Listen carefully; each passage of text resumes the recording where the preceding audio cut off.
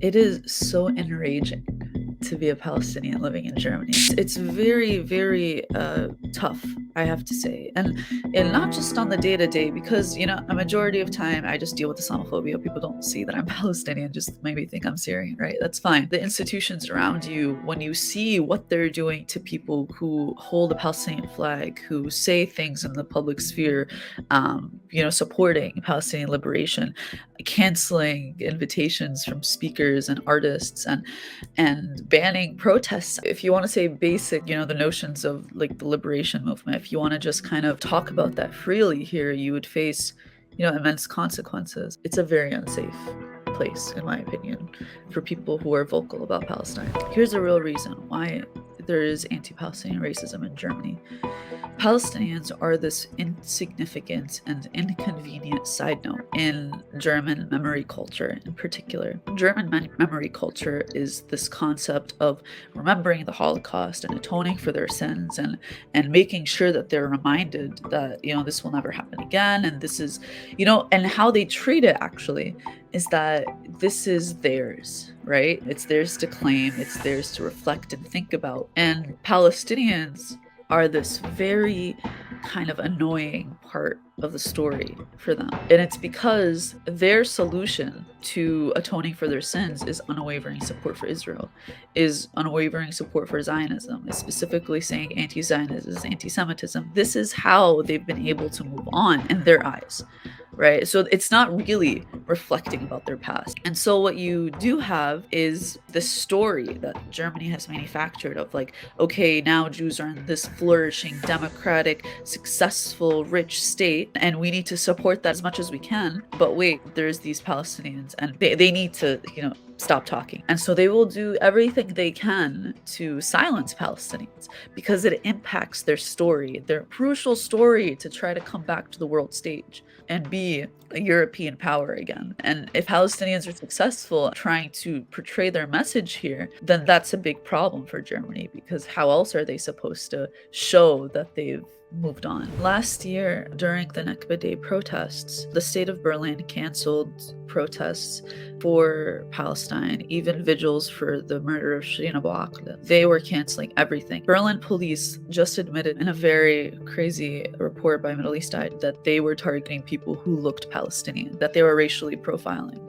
So that's how it is here. 2001, after the attacks in New York, Germany also had a war on terror. I mean, the war on terror was a global Western phenomenon. And in Germany, through their verbiage of anti-Muslim rhetoric, wanting to control Islam in Germany, a lot of that persecution also fell onto Palestinians. But a more aggressive thing that's been happening in the last few years, of course, in 2019, the Bundestag voted for an anti-BDS resolution, essentially stating that if you want to convene in public space, if you want to do any activities that are pro-BDS, you will be denied public funding. And if you know anything about Germany, everything is almost publicly funded. More often than not, Palestinians who want to organize are refused public funding, public space, and a lot of institutions across Germany have used this non-binding, by the way, legally non-binding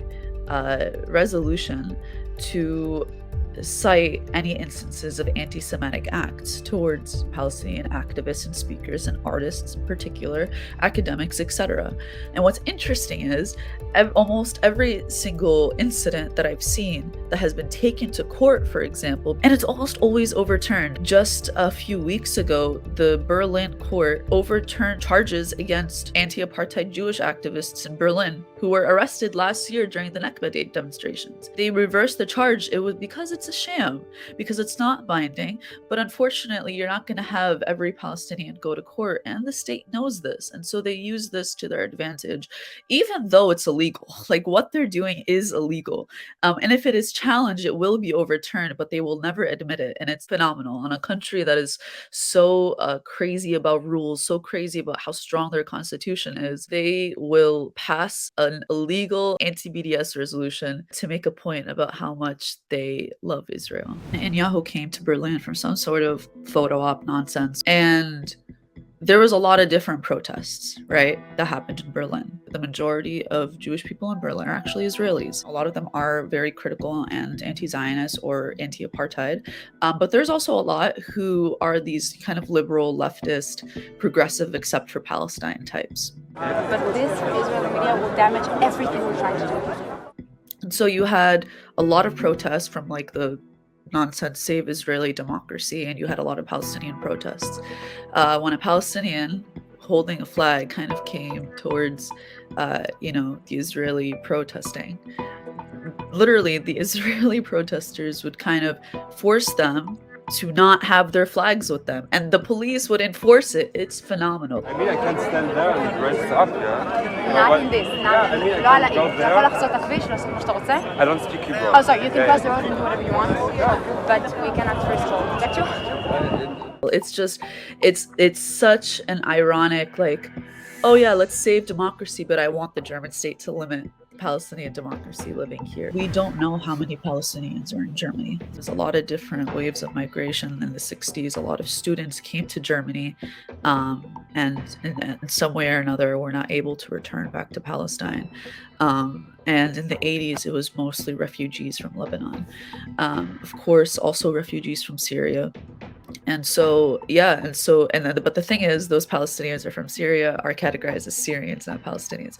It's a whole dynamic that is very skewed, and it's because Germany refuses to categorize Palestinians as Palestinians, and so oftentimes they would be categorized as stateless people. So that's why we don't know. There's no proper census. There are numbers ranging from 30,000 to 80,000 Palestinians living in Germany, but I wouldn't trust those numbers either. No, I don't think Roger Waters is one of the world's biggest anti-Semites. Having someone as vocal as Roger Waters. They're shooting the fucking feet of 18-year-olds who want to play soccer. Come to Frankfurt. It's not surprising at all. And we are having a huge effect. And the Ministry of Strategic Affairs in Tel Aviv is running scared, and so they should be, because what they're doing is inhumane, illegal, and disgusting, and we will not allow it. If Germany is famous for one thing in my eyes is being able to sideline and cancel pro-Palestinian speakers, even if what they're doing has nothing to do with Palestine, their presence is a problem. But the Roger Waters example actually just shows how Germany believes that they have imported anti-Semitism. How anti-Semitism comes from these pesky Muslim, pro-Palestinian, leftist types. This is exactly what they say. They do not believe anti-Semitism is rampant within their own society.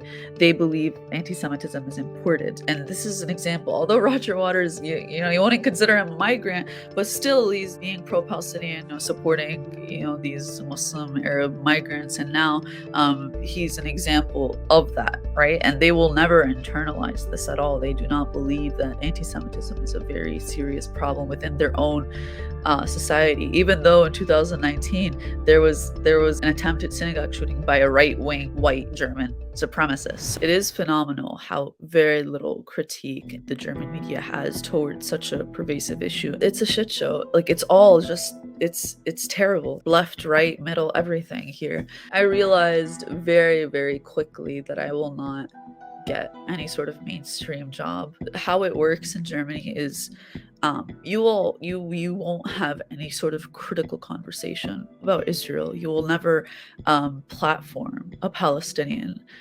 Deutsche Welle, I remember, platformed Ali Obanama and then took down that interview off of their site. And of course, one of the biggest examples is the publicly owned Deutsche Welle. So it's funded by the state. And this is supposed to be kind of a neutral, see things from all sides type of network. But in reality, I believe it was last year, they fired 7 Arab, mostly Palestinian journalists. My name is Farah Maraka. I'm a Palestinian Jordanian journalist working in Germany. I and 6 of my Arab colleagues at the German tax-funded media outlet Deutsche Welle have been terminated from our positions since February 7th under the false accusation of anti-Semitism carried out by a public media smear campaign. I mean, they use an example as posting the whole Palestinian map, and they say, oh, because this doesn't recognize Israel, this is anti-Semitic. This was literally one of the incidences that they use in their investigation. In the words of the Euromed Monitor, an anti-Arab purge. Now you see in 2 of those incidences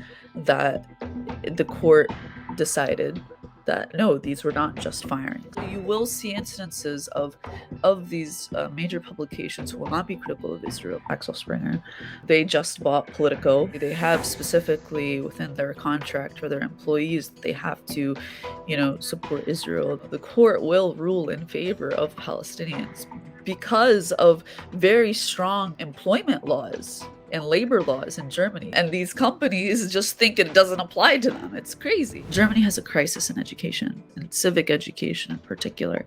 The concept of trying to be self-critical in the classroom is very rare, especially when it comes to the Middle East, and especially when it comes to Palestine. Each education minister in all of the 16 federal German states has some relationship with the state of Israel, whether it's cooperation on, student exchanges, whether it's planning Israel Day in the classroom, whether it's specifically organizing Israeli education ministers and German ministers to come and meet. Almost all of them have photo ops. Imagine. It just shows you how deeply entrenched this problem is. You've had specific teaching guides, for example, or brochures, pamphlets that are organized by this collaboration that call for teaching anti-BDS rules in the classroom. And you have something called the Inter-Minister Conference, which is the collaboration of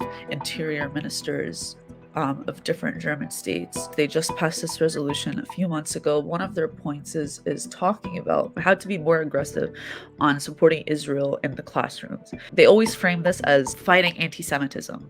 So one of the things is fighting Israel-related anti-Semitism. It's a very popular phrase in Germany, Israel-related anti-Semitism. And so through this fighting Israel-related anti-Semitism, they flood the teaching materials with pro-Israel sentiment. A lot of times within all of these teaching aids, you do not see even Palestine mentioned once, Palestinians mentioned once. It's very uncritical, and it's because they believe they must have this unwavering support for Israel. In the education system, Palestinian students are suffering. They are not able to properly talk about their identity. They're not able to show their identity. Oftentimes they're shut down for their experiences, are told that they are not Palestinian, that they should call themselves Arab Israeli.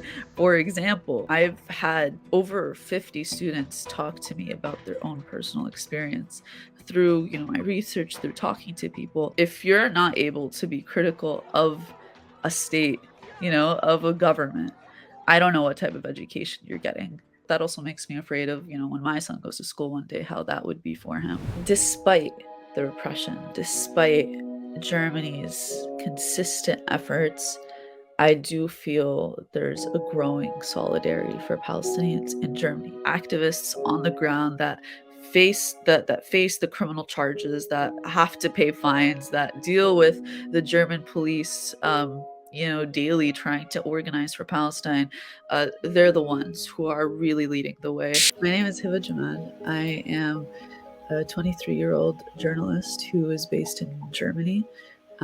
Prior to that, I've lived most of my life in New York City. So my family left Palestine the summer of 1948. It was during a military operation by the Haganah. It was called Operation Danny.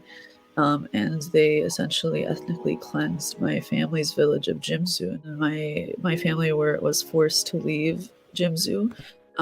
Half of my family became refugees in Aqab Jabr, which is a refugee camp in Jericho. The other half of my family moved to Jordan, while a lot of them found themselves living in Brazil for a while. My family has been kind of scattered all over the world because of the Nakba. And because being forced to leave their homes, and now very, very little of my family lives in Palestine. Some still live in Jericho, not too far from that refugee camp, but most are in the States, and others are in Jordan, and many have not been able to return home. As you should support independent media and independent journalism and people who are talking about these very important issues and also highlighting Palestinians, you should definitely support Palestine Deep Dive in any way you can by sharing this video or going on their website and finding out how to more.